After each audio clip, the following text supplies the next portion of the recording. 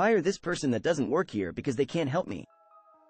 Originally posted on I don't work here lady, someone suggested you guys might enjoy it too, smiley face. Hey everyone, got a short but sweet little story for you from the other day. So I was shopping in my city and went into a small business store there that I like to get my dice and tabletop games at. I frequent this store pretty often and have become acquainted with the owner. We chat during my visits, and as I am one of those put the items back on the shelf after I am done looking at them type of person, it is understandable that this lady might have confused me with an employee. Quick info, the owner only has one employee, who wasn't in that day, and the store isn't too big, easily manageable for one person alone, no uniform. Just name tags. Following conversation ensues. Lady, I'm looking for game, don't remember exactly. Me, don't think they have it here, but lady cuts me off. Lady, then where can I get it? Me, sorry, I don't know, but lady, how can you not know? Do your job in TELLME. Owner, joins us due to the commotion. Sorry, is there a problem? Lady, are you the manager? Your employee here refuses to tell me where I can find game. You should fire them. Owner, looks at me, smirks, best customer care. Voice, op, you are hired. Lady, confused. Me, catching on. Oh, cool, thanks. Owner, you refused to help this lady. Me, sure did. Owner, you're fired. Me, ah, dang. Owner, to the lady. Now what did you need again? Never seen someone look that much like a fish and huff and puff out of a store. Honestly, one of the best encounters of my life. Thanks for reading, hope you enjoyed, smiley face. Don't bother me unless it's an emergency. TLDR, boss of a cafe was required to cover a shift. They got annoyed when the newest employee, me, had lots of questions. Told me not to bother them unless it was an emergency. I noticed they left their headlights on, but I didn't tell them since they screamed at me, and it wasn't an emergency to me. This morning I got into my car and realized I left my headlights on. Thankfully, modern technology meant it had automatically switched off when the key was removed. But it reminded me of a time where that wasn't so. Many years ago, I was working one of my first jobs in a little cafe, nearing the end of my training period. It was a quiet day, perfect to put the newbie on with only one experienced staff member. The experienced staff member called in sick. Boss had to come in and cover, until Sue could come in early. Boss wanted to use the time on Sateto do paperwork out the back. I'll be in here if you have any questions. I very annoyingly had a lot of questions. How to avoid an incorrect transaction, where to find more special paper for the credit card machine, what Toto when the coffee grinder stopped working. Finally boss said, I'm busy. Don't bother me unless it's an emergency. Let me know when Sue is here. Shyly I replied, that's what I came to tell you, Sue just arrived. Great. Any more questions, ask her. Sue took over the coffee area and got me on restocking, clearing tables, and emptying the bins, and other necessary grunt work. I went out to the outside bins through the little staff parking area, and saw my boss's old car there with the headlights still on. I went back to my boss's office. Boss, is it an emergency? Boss snapped. Not to me, I replied, then go away. I left quickly. I went to tell Sue instead. Sue. Then I changed my mind. Boss doesn't want to be disturbed, unless it's an emergency. So I'm supposed to ask you, if I have more questions. Sue and I worked pleasantly until the end of my shift a few hours later. As I gathered my things to leave, boss ran by me, knocking into me a bit. Without turning around to see if I was okay, boss said, sorry I'm in a rush. I slowed down to see what happened next, getting out my brick of a phone to text my mother I was on my way home. I could hear my boss swearing. Op, oh no, boss realized that was what I was going to total them earlier. I was in trouble. Can you bring your car in and give me a jump start? My battery is flat. Only a few cars could fit, so only senior staff and management could park there. I walked here. I live 10 minutes walk up the hill. I raced off before our boss could blame me. The next time I was on shift with Sue, I asked what happened to boss. Headlights left on. Got a flat battery. Boss tried to jump start it with my car, but it didn't work. Had to call a taxi. Funny that neither of us noticed the lights were on when we walked by it. And I realized, of course, she had to have seen it when she walked in. I can only imagine why she didn't say anything either. Not allowed to remove my neck brace? Okay. Years ago, I was in a bad car accident. An older man turned left in front of me at an intersection and T-boned me. Ambulances were called. I was put on a backboard with a neck brace and brought to the hospital, where I was deposited on the gurney in a hallway as there were no rooms available at that time. I laid there for quite a while waiting to be seen. My injuries weren't bad, Basically just got banged around and bruised up, so I was okay with the waiting. But I was in pain and laying on my back was very uncomfortable.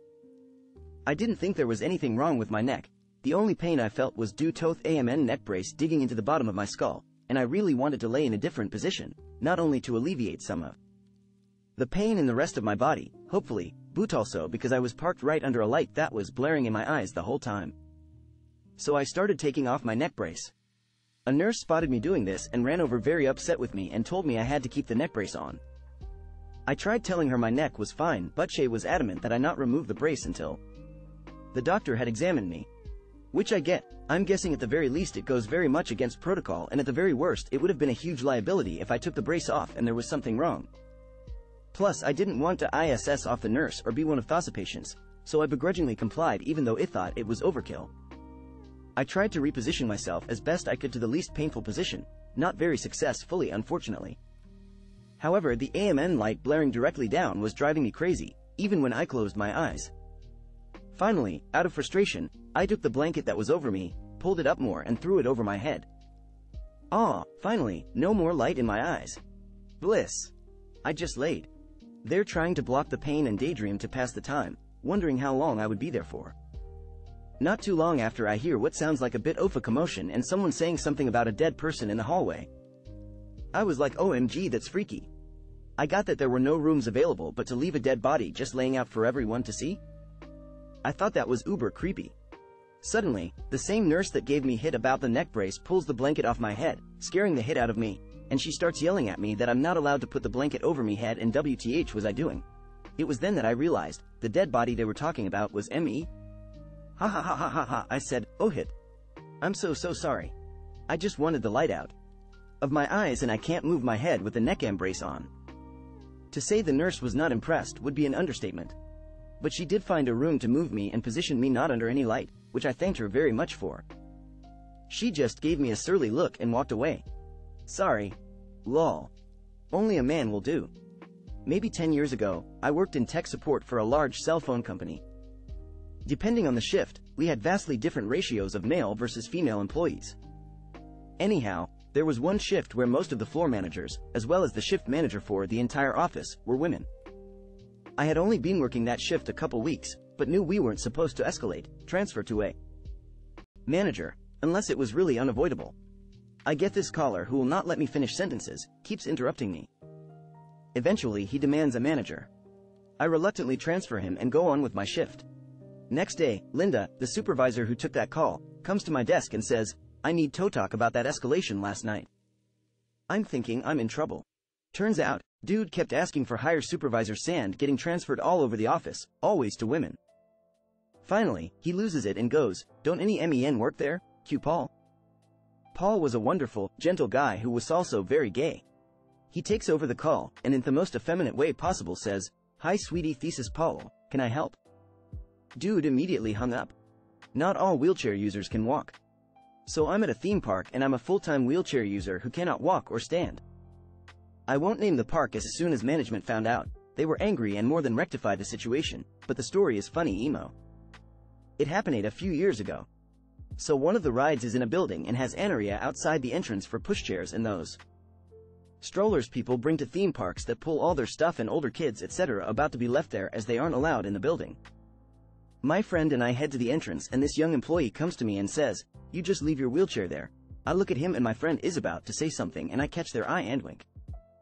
I wheel over to the area and sit there with my brakes on. My friend cottons on and comes and stands next to me. The worker comes over and says, you can go in now, seeing me not moving. I reply, how you told me to put my wheelchair here? He, not seeing what is happening, replies, yes, so you need to leave it here and then go in and get it after. I ask him how that'll work and he sort of blinks at me confused, then walks over to a guest who has asked for help. Another worker, older who has like team leader, supervisor, type phasing on his badge comes over. The guy who has told me to sit there is still talking to another guest and the older worker comes over and asks if I'm okay. I explain that the guy had told me to sit here in my chair and so I did and then he told me to head into the ride but leaving my chair here and how I'm confused as I can't walk or stand. This worker is mortified and tells me this is obviously not the park rules and how no one is asked to leave their wheelchair there if they didn't want to and how I'm allowed in with my chair. The first worker comes over and the supervisor, team leader asks him what he is on about and how he can tell wheelchair users to do this, etc. The younger guy said he was told to tell people they could leave their wheelchairs there, and we work out has gotten him wires crossed, and that some people will ask if they can leave their wheelchairs there who are ambulatory and use them for when they get tired, and that's fine, but not to tell everyone in a wheelchair to leave their chairs there. The guy realizes his mistake and then realizes what I'd said about how am I meant to go in means I can't stand, walk, and what he has implied, etc., and is mortified, apologizing over and over. I explain how it's okay and I'm glad he has realized what he said wasn't okay, but I can see how he gotten confused and turns out he's very new. I head onto the ride and as I exit the supervisor comes over and refunds you Sour Park entry tickets and has food and shop vouchers for myself and my friend. I explain how they didn't need to do this and how I'm just glad the new guy found out his misunderstanding with Mew, found it funny and had a bit of fun over someone else, could have been me on a different day, who took offense and got angry, etc. Which I guess is why I got the free stuff.